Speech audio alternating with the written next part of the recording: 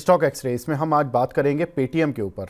वो इसलिए करेंगे क्योंकि कल जो बजट आया था उसमें एक चीज़ थी जो कि हिडन थी इसके लिए, और वो इसके लिए बड़ी पॉजिटिव भी है। वो ये है कि FY26 के लिए यूपीआई इंसेंटिव बढ़ाया गया है, और ये इंसेंटिव पहले 2000 करोड़ का माना जा रहा था, ये 2200 करोड़ किया गया।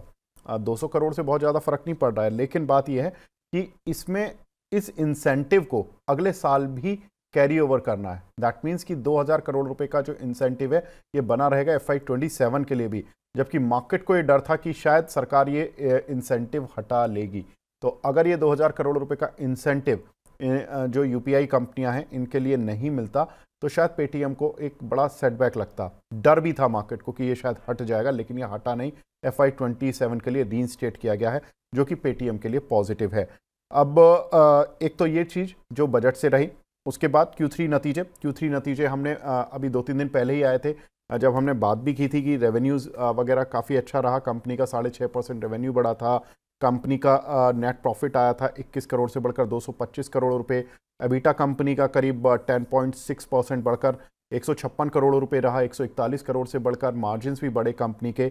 अब सब कुछ मिला के सिटी की राय आई है कंपनी पर के शेयर पर 1375 रुपये के टारगेट के लिए, और बर्नस्टीन की राय आई है, आउट परफॉर्म की रेटिंग है उनकी, और 1600 का टारगेट दिया गया है।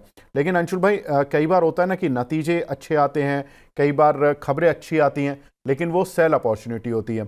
पेटीएम के लिए ये अपॉर्चुनिटी अभी बाय एंड होल्ड वाली है, या ये जैसे जैसे न्यूज़ आएंगी इसको हर राइस पे सेल करते जाना है, क्योंकि एक तरफा चला भी है काउंटर।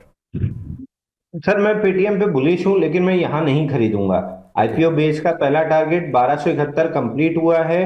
अब 1271 के ऊपर जब दोबारा जाके टिकना स्टार्ट करेगा, मैं तब पेटीएम ऑल टाइम हाई के लिए बाई करूंगा। तो फिलहाल इस पूरी कंसोलिडेशन फेज में वही है, स्टेज 1 कंसोलिडेशन, मतलब है तो स्टेज 2 में, बट शॉर्टर टाइम फ्रेम पे देखें तो स्टेज 1 बेस बिल्डिंग फेज में। तो मैं बेस बिल्डिंग फेज कब तक चलेगा किसी को नहीं पता, तो मैं वेट करूंगा उसके खत्म होके 1271 के ऊपर निकल के कंफर्म होने का कि स्टेज 2 अप ट्रेंड रिज्यूम हो गया है। जैसे ही वो रिज्यूम होगा ऑल टाइम हाई निकल जाएगा। तो अगर है तो होल्ड कीजिए, नहीं है तो 1271 के ऊपर टिकने का और कंफर्मेशन का वेट कीजिए, उसके बाद लीजिएगा तो फटाफट ऑल टाइम हाई तक का मोमेंटम मिल जाएगा।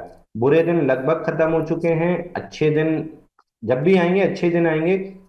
एक बेसिक चीज समझिए, ओला क्यों मुझे नहीं पसंद है, क्योंकि प्रमोटर धंधा छोड़ के ट्विटर पे कॉमेडियन से लड़ाई लड़ रहा है।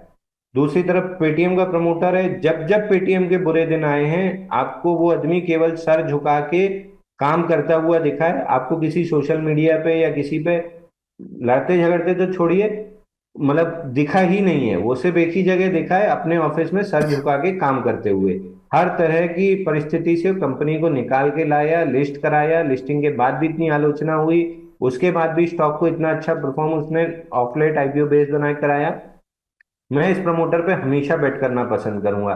अगर मुझे घाटा खाना ही है तो मैं ओला की जगह पेटीएम में घाटा खा लूंगा, क्योंकि मैं उस आदमी पे भरोसा कर रहा हूँ।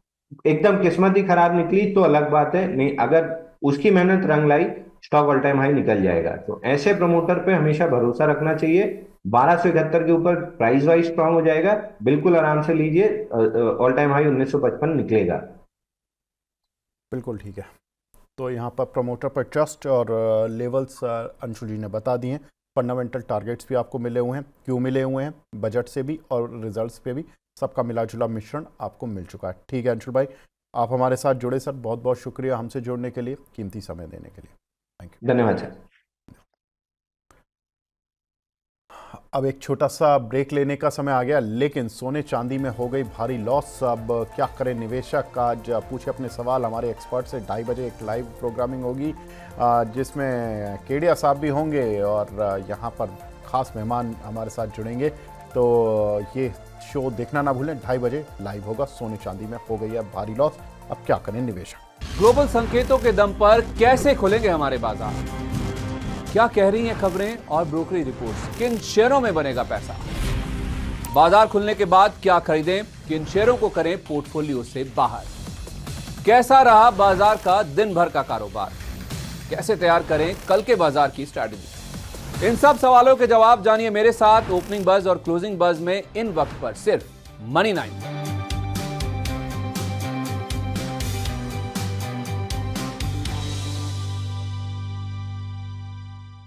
मनी 9 लाया है मेंबरशिप प्रोग्राम मनी 9 प्राइम। अब आपके दिमाग में कई सारे सवाल होंगे, मसलन आखिर क्या है ये मनी 9 प्राइम, आपके लिए यानी दर्शकों के लिए इसके क्या फायदे हैं, और एक बड़ा सवाल ये कि मनी 9 प्राइम से आखिर जुड़ना कैसे है। तो इसकी पूरी जानकारी हम आपको देने जा रहे हैं। मनी 9 प्राइम में 3 प्लान होंगे, इकोनॉमी, स्टैंडर्ड और वीआईपी। तो फटाफट ज्वाइन कीजिए YouTube पर मनी 9 प्राइम। ज्वाइन करने के लिए मनी 9 के YouTube पेज पर जाइए, होम पेज पर मिलेगा ज्वाइन बटन, इसे क्लिक करें, अपनी पसंद का प्लान चुनें और बस हो गया, अब आप रहेंगे सबसे आगे।